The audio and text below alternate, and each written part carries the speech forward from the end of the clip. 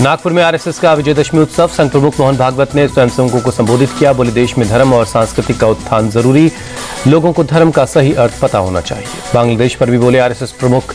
कहा, बांग्लादेश में हिंदू समाज पर अत्याचार हो रहा है, हिंदू जहां भी है वहां सशक्त रहना जरूरी। आरएसएस चीफ मोहन भागवत बोले, बांग्लादेश के निर्माण में भारत की अहम भूमिका निभाई, बांग्लादेश में भारत के खिलाफ हो रही साजिश।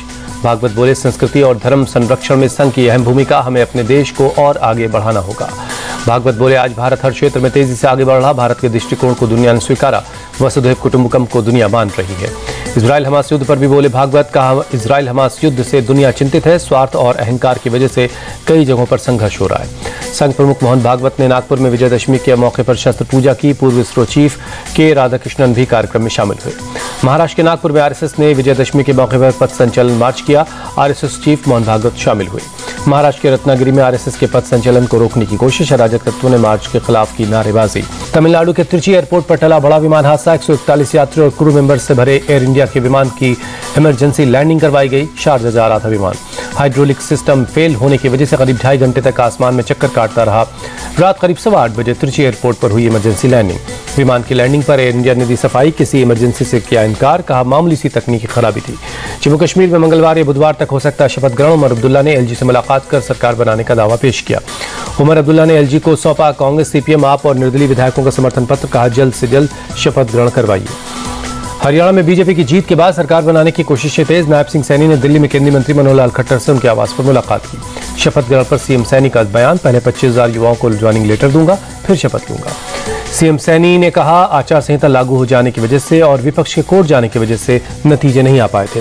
पंचकुला में हरियाणा सरकार के शपथ समारोह की तैयारियां जारी हैं। बीजेपी नेता संजय भाटिया बोले, पीएम भी शामिल होंगे।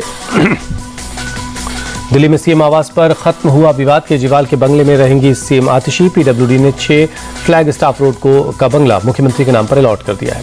सीएम आतिशी आज ले सकती बंगले का पोजीशन। विवाद के बाद फिलहाल एक प्राइवेट मकान में रह रही थी सीएम आतिशी। एनसीपी में शामिल हुए actor Sayaji Shinde, deputy CM Ajit Pawar ने दिलाई पार्टी की सदस्यता।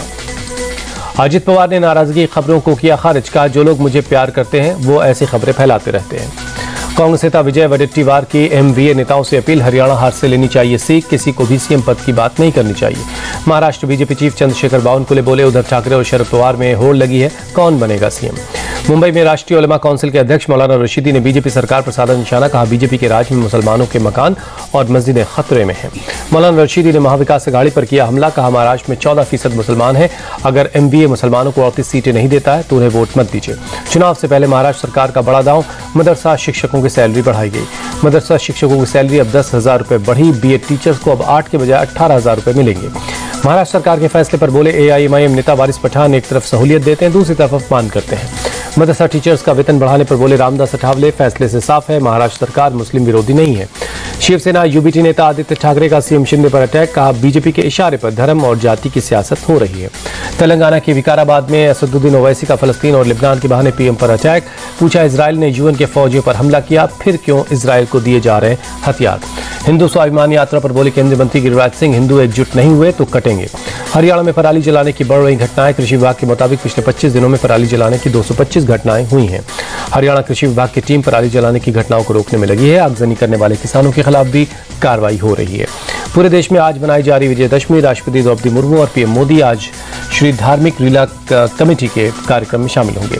देश भर में आज विजयदशमी की धूम है। पीएम मोदी ने ट्वीट कर देशवासियों को विजयदशमी की बधाई दी। विजयदशमी के मौके पर गुवाहाटी के मां कामाख्या मंदिर में लोगों की भीड़, दर्शन करने के लिए पहुंच रहे हैं काफी लोग। विजयदशमी के मौके पर कटरा में माता वैष्णो देवी के मंदिर में उमड़ा भक्तों का तांता। आखिरी नवरात्रि के दिन लोग कर रहे हैं पूजा अर्चना। अयोध्या के देवकाली मंदिर में लोगों की भीड़ है। विजयदशमी के मौके पर लोग दर्शन के लिए पहुंच रहे हैं। गुजरात के अहमदाबाद में भद्रकाली मंदिर में लोगों का तांता। नवरात्रि के आखिरी दिन लोग कर रहे हैं पूजा अर्चना। दिल्ली के छतरपुर मंदिर में भक्तों ने की पूजा अर्चना। नवरात्रि के आखिरी दिन लोगों की भीड़ उमड़ी।